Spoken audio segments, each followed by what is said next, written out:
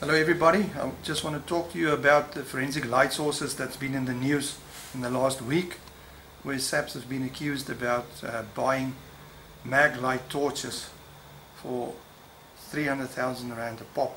But in fact, what we are looking at is one of these sets, a complete light source forensic kit that consists out of 9 light sources.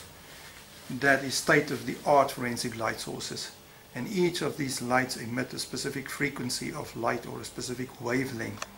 For instance, ultraviolet light that we have. There's also one white light source.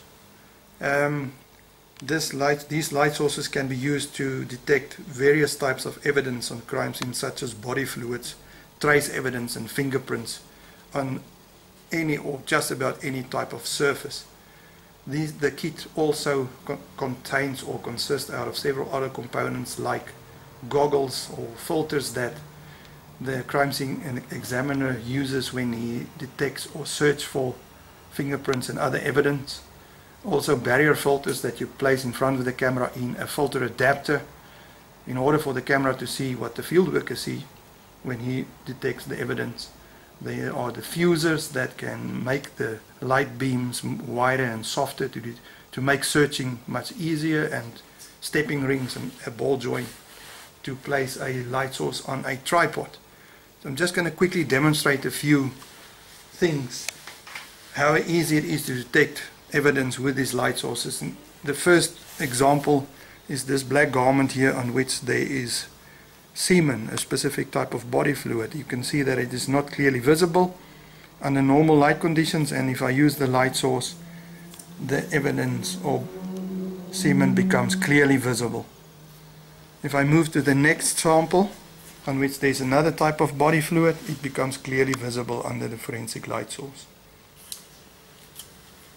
What we can also use the light sources for is to detect or make visible fingerprint or patent fingerprints much more visible or better visible, better contrast using the light sources. In this case it is blood prints that is now much more better visible under the forensic light sources.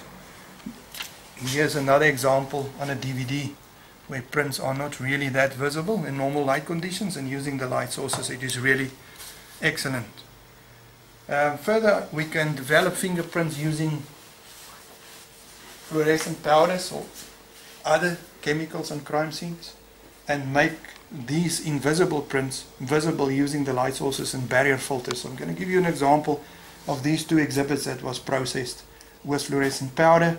We use the light source, and then we're going to place a barrier filter in front of the camera, and these exhibits will now become, or fingerprints will become, visible. And furthermore, one can photograph this on the camera. As you can clearly see, this camera can detect the fingerprints. One can photograph it,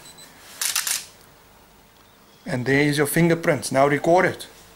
As you can see, these forensic light sources are high-end state-of-the-art technology. It works very well, therefore it is expensive technology.